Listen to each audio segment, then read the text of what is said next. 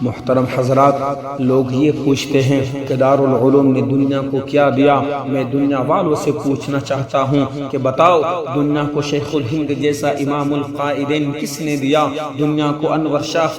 شاہ جیسا فخر المحدثین کس نے دیا؟ دنیا کو اشرف علی تھانوی جیسا مفکر و مدبر کس نے دیا؟ دنیا کو کفایت اللہ جیسی مفتی اعظم کس نے دیا؟ دنیا کو علامہ عثمانی جیسا خطیب کس نے دیا؟ دنیا کو مناظر احسن گیلانی جیسا بے مثال ادیب کس نے دیا؟ دنیا کو حضرت حسین احمد مدنی جیسا پیکر صدق و صفا کس نے دیا؟ اور دنیا کو حکیم الاسلام جیسا تصور خلق اعلیٰ کس نے دیا؟ اولئک آبالی فجئنی بمثلہم اذا جمعتنا یا جریر المجامع۔ حضرات، کیا یہ ایک روشن حقیقت نہیں ہے اور کیا یہ ایک تاریخی صداقت نہیں ہے کہ دارالعلوم کے مقدس وطن سے ایسی عظیم الشان اور بے مثال ہستیوں نے جنم لیا، جن کی شجاعت و بہادری کی قسم فاتحین اقوام کھاتے تھے، جن کی ہمت و مردانگی کی قسم سلاطین عالم کھاتے تھے، جن کی بے نفسی و بے غرضی کی قسم معصوم ملائکہ کھاتے تھے،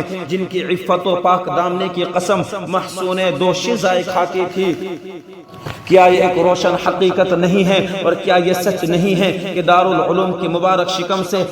ایسی بے نظیر شخصیتوں کا ظہور ہوا، جن کا قلب و جگر اسلام کی عظمت سے معمور تھا، جن کے چہرے پر عزم و استقلال کے کرن جلوہ فگن تھی، جن کا دل جذبہ جہاد سے سرشار تھا، جنہوں نے اپنی زندگی اسلام کی سربلندی اور اعلاء کلمت اللہ کے لیے وقف کر دی، جنہوں نے تاریخ کے ہر نازک موڑ پر امت مرحومہ کی رہنمائی اور دستگیری فرمائی ہے، جنہوں نے ہر دور میں باطل کا مقابلہ کیا ہے، جنہوں نے ہر زمانے میں شیطانی پنجوں کو مروڑا ہے۔ جب بھی باطل نے سر ابھارا ہے، وہ اس کے سروں پر صاعقہ الہی بن کر حائل ہو گئے ہیں۔ جب بھی کسی فرعون وقت نے انا ربکم الاعلی کا نعرہ بلند کیا، اسی دم وہ جلال موسیٰ بن کر نمودار ہوئے۔ جب بھی کسی فرعون نے، جب بھی کسی نمرود نے انا لا غیری کی صدا بلند کی ہے، اسی دم وہ خلیل بت شکن کا دستے بے پاک بن کر ظاہر ہوئے۔ جب بھی کسی باطل نے حق کو چیلنج کیا ہے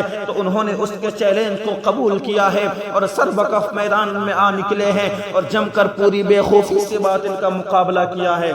انہوں نے سر تو کٹا دیا مگر پرچم اسلام کو سر نگو نہ ہونے دیا۔ جب جلاد تلوار چمکاتا ہوا آگے بڑھا تو انہوں نے مسکرا کر نظر سے نظر ملایا۔ انہوں نے سارے عالم میں اپنی شرافت و صداقت اور شجاعت و جلالت کا پرچم نصب کر دیا اور برسر عام اعلان کر دیا کہ باطل سے دبنے والے اے آسمان نہیں ہم، سو بار کر چکا ہے تو امتحان ہمارا۔ محترم حضرات، یہ امر واقعہ ہے کہ دارالعلوم کی ضرب بے پناہ سے کوئی بھی طاغوتی لشکر محفوظ نہ رہ سکا۔ اس نے ہر ایک شیطانی دستہ پر پوری شدت سے وار کیا ہے۔ چنانچہ جب ہندوستان کی سرزمین پر دزدان یورپ آئے، ان کا مقابلہ کیا، فرزندان تثلیث آئے، ان کا مقابلہ کیا، پاسبان اصنام آئے، ان کا مقابلہ کیا، غداران نبوت آئے، ان کا مقابلہ کیا، اور ہر طرح سے مقابلہ کیا۔ ضرورت پڑی تو گولی چلائی، ضرورت پڑی تو تلوار چلائی، تلوار پھینکی، قلم اٹھا لیا، اور جب ضرورت پڑی تو اپنی شعلہ نوائیوں سے طوفان و تند و تیز اور سرکش و بے باک کا کام لے لیا، اور جب ضرورت پڑی تو قوم کے ننھے ننھے نونہالوں کی تربیت و اصلاح فرما کر باطل کے لیے دیوار آہنی اور فولادی لشکر بنا دیا۔ یہی وجہ ہے کہ فدائے ملت حضرت مولانا ظفر علی خان صاحب کو کہنا پڑا کہ ہند میں تو نے کیا اسلام کا جھنڈا بلند، اسم تیرا بامسمہ ضرب تیری بے پناہ۔